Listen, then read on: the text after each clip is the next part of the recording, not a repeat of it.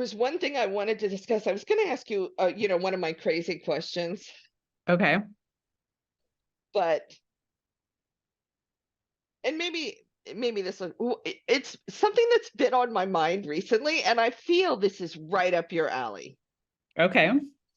I feel you have two alleys.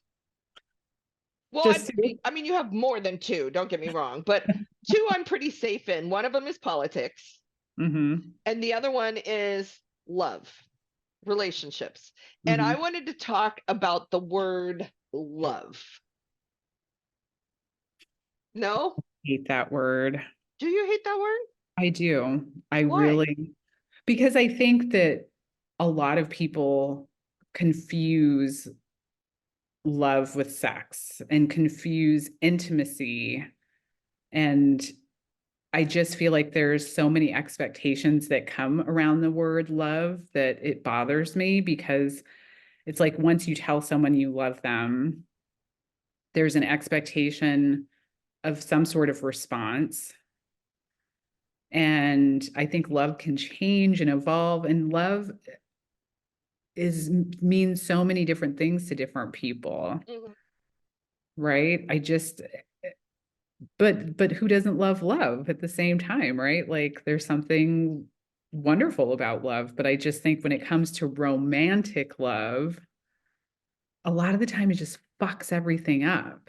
Or like if you say it, you don't mean it in the way like I said it to someone recently and I had been drinking a lot because I was really nervous and I just drank too much. Like I just drank too much and I said that I love this person, but then it was like I didn't mean it that way. Like then I was trying to backpedal and then it was like it blew up in my but I didn't mean it to. Right. But when you say that, did it blow up in your face because you felt you were in the wrong or because they were like, that's disgusting, don't do that? I mean, what was the actual reaction other than what you were expecting? Now, mind Yeah, you, you were drinking, so who knows, right? exactly. That's the problem. I don't really totally remember. Okay. Which could be a good or a bad thing, I guess, in some ways. But it's like Well, have you talked to this person since this incident? barely, barely Is that your doing or their doing? theirs. Okay. Just curious because, growing up in the church, especially, we learned really early on like the six different types of love, right? Like there's brotherly love, there's affectionate love, it's agape love, so God's love, parental love. I mean, there's just a shit ton of loves. And but we have one word for it in our language, right? In English.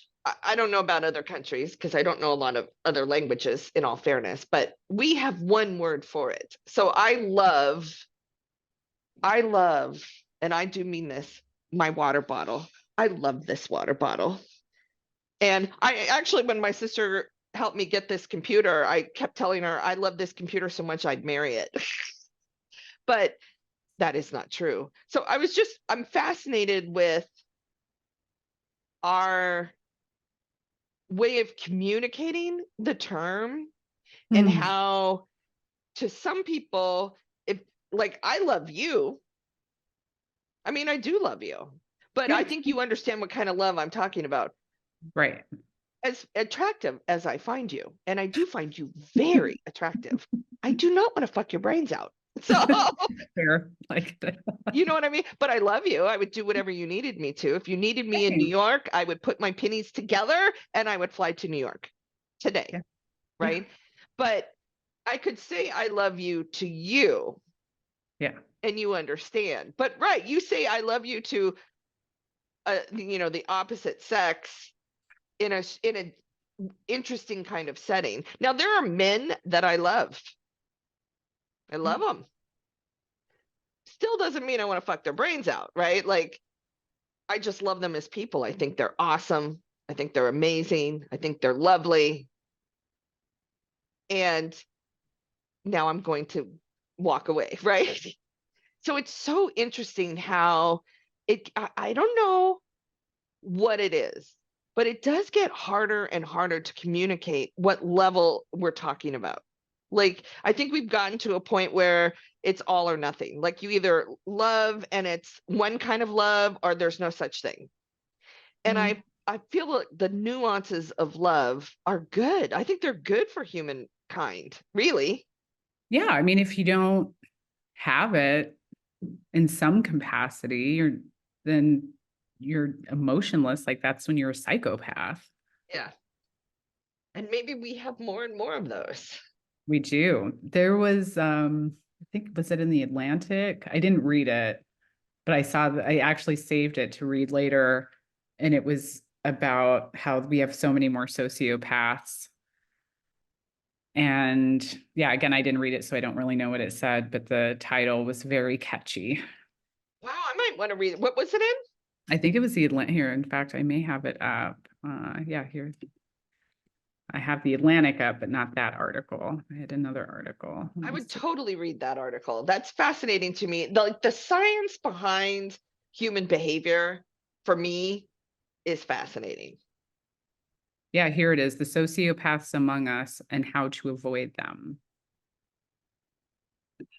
So we're advocating for avoiding people. I mean, That's a tough one for me. have you ever, here, I just sent it to you. Okay, thank you. Have you ever been in a relationship, whether friendship, it doesn't need to be romantic, but somebody in your life who was potentially a sociopath? Probably, considering they're at an exponential rate, but I don't know that I was aware of it at the time, right? Yeah. I mean, I do remember reading years and years ago about CEOs, like that there is some sort of a connection with CEOs and being a sociopath. I mean, like, you can be a sociopath and not inevitably be a mass murderer, right? Or is that part of the definition? I'm looking it up right now. So here's sociopath versus psychopath. Right. Sociopaths tend to act more impulsively and erratically compared to psychopaths. Sociopaths generally struggle to maintain a job or a family life, whereas psychopaths may be able to do so. While psychopaths generally struggle to form attachment, sociopaths may be able to do so with a like-minded individual. I think I not only did I date a sociopath, I paid for everything, right? So, because he was not able to keep a job. It was all about him. So he would, Yeah. yeah. So it says, reviewed by Psychology Today, sociopath refers to a pattern of antisocial behaviors and attitudes, including manipulation, deceit, aggression, and a lack of empathy for others. Yeah. I think we all know those people. We may Mhm. not understand what it is that drives them necessarily, but there probably are a handful of those people in everybody's lives. So, and here's the difference between a narcissist and a sociopath. Oh, People with sociopathy have no regard for the rights of others or the law, whereas someone with narcissism doesn't have empathy for others, but isn't always dangerous. Another key difference is motivation. People with narcissism can be motivated by ego and a need to put themselves above all others. someone once called me a narcissist. Everyone has some narcissist. That's part of being human. I mean, yeah, I mean, like, in the big scheme of things, I live alone. I got to take care of myself. So, yeah, I mean, now I don't feel I'm a narcissist in general, in that I am fully aware of other people's needs. No, I would never classify you as a narcissist. I do think, I don't know why I was thinking about this the other day. I do think that if you, I'm saying you like generally Thank you. have always, or not always, that's hyperbolic, but if you are a person that has tended to have to be very independent and not be able to rely on others, that there is a certain level of narcissism or Mhm. self-reliance that has, because you don't have anyone to rely on. And the Yeah. way our system is set up, just as a culture, right? Like we are set up to be inherently selfish because we don't have any guardrails. We don't have a safety net for Mm-mm. people who lose your job or healthcare. I mean, I had dinner with a friend of mine Wednesday night and she lost her job. She was laid off at the end of last year and she's on, what is that called when, oh, it's right on the tip of my tongue. When you lose your job for healthcare and you can still pay for it yourself. Cobra. Cobra.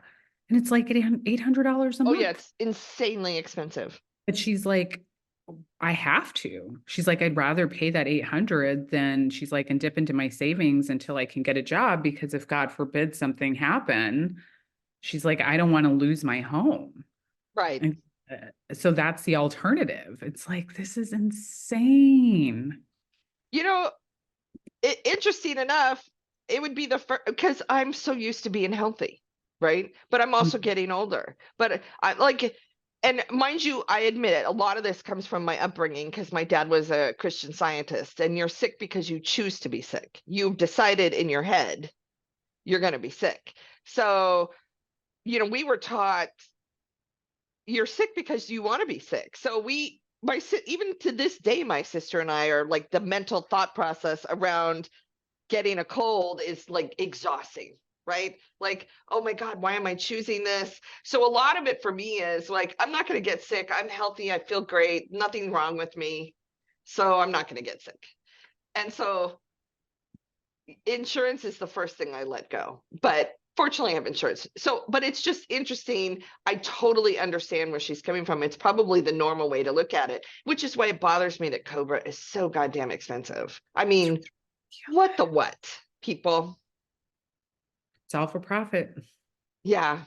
Welcome to our world. So, anyways, along this thought process of love, because I have a lot of really fabulous, wonderful friends in my life that I love, that I'm choosing to believe love me. I Mhm. could be wrong, I but you know totally what I mean. agree. But I'm like, oh, they act like they tolerate me, and some of them want to hang out with me. One of them wants to meet me and have conversations that she lets me record. I feel you wouldn't do that for someone you didn't like. I Right. would never do that for Right. someone.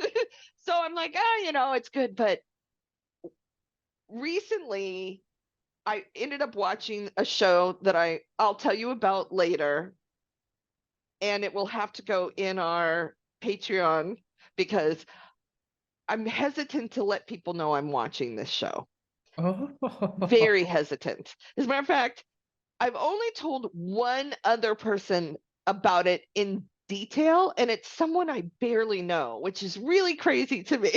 So I feel, well, it's not that can come bite me in the ass, but so I'll tell you about that in a minute in our Patreon. But the theme of this show, the underlying theme that pops up consistently is being alone. mm, And but the interesting thing about the show is it equates love, like relationship, romantic love, with not being alone. And I get why it does that because that's what this show is about, right? Like, I don't know that the people that wrote the show literally believe that, but I do feel that it is an underlying theme in almost everything we do, certainly commercially here in the United States, mhm. is romantic love equates to not being alone because that person loves you, you live together, you have a relationship. So technically, you shouldn't be alone. But one of the interesting things that comes to mind is I was more lonely when I was married than I ever have been since I got divorced Yeah. because that person did live with me, and I could disappear for hours. I could literally leave the house for hours and he would not notice. Didn't And we lived in a 1-bedroom apartment. So, I mean, 600 square feet and he wouldn't notice that I was not there. That's lonely. Yeah. So, I wonder a lot about, and I guess this comes through now that I am older, is I wonder a lot about what we're teaching our kids and like what coping skills are we passing along when we tell them the only way to not be lonely is to be in a romantic relationship. I worry about things like that. Now I don't have kids, so I don't worry about my kids. Plus my cats love me, so there's no issue there. We are in a romantic relationship. Well, ew. Anyways, but you know what I mean? I mean, like, this is something that we're communicating. But that's also just being human. And I mean, if you think it's not even just human, I'm going to take that back. Like, that's being an animal. Like birds, when you see birds, they are usually in male, female, like together. Like the blue jays are together, the cardinals, you'll see the Right. male But and you'll that's see the species female. survival. And we're so far past surviving this. Our species, we've overpopulated in our species. So What? we have not overpopulated. The population's in decline, Which it needs to be in decline because we've overpopulated. but I we mean, haven't. look at some third world countries that are literally overpopulated. Right, depending on the country, but as terms of like the globe and the amount of land there is, we have not overpopulated it. I mean, But at all. adjacent to that land is resources.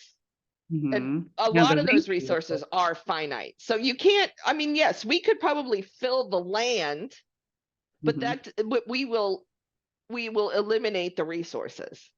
right, which then eliminates us. Yeah.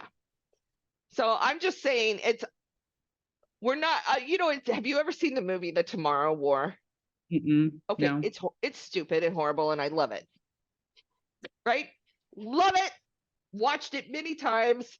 It's a action adventure movie with the guy that does Guardians of the Galaxy.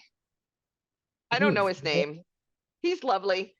Mhm. Um, but that's the whole thing. Like the Tomorrow War is we end up being in war with space aliens in the year 2070 or whatever. And those kids come back in time to the current present day, and we round up people to help them fight this war because the aliens have eliminated all but like 500,000 people on the planet. And and then of course the hero saves the planet because that's what you do in action adventure films. That's exactly right. You don't just save your loved ones, you save the entire planet, which hot diggity. So, but it's, but it was interesting to think about, wow, the population of the entire world, which is what, 7.5 billion, Mhm. dropping to 500,000 people. There'd be a lot of space. We'd each get our own continent almost. Well, not quite, but Well, I mean, it'd be divided hugely, though. You could go for days and still not see another person, you know? So, but, but again, still, even in that, like, one of the things that I pick up from these, like from movies and all of that is, and even Barbie, this is another thing in Barbie as well, is, one, it all gets wrapped up in a nice, tidy little bow, which that's not how life works. And two, you always end up with someone that satisfies all of your needs or your concerns. And that's also not how life works. I don't understand how that links to Barbie though. Well, she got everything she needed. I'm just saying, in movies, we communicate. I mean, and don't get me wrong, like even Oppenheimer, right? Which, by the way, did you ever see it? Mm, Oh, read them. I know. I want to see it. Yeah, I just am like 3 hours. I know, but it goes by really quick. It does. It goes by really quick. But anyway, it's really good. I mean, really, really good. But yeah, I mean, yeah, gosh, it's just, and I'm not opposed to it, right?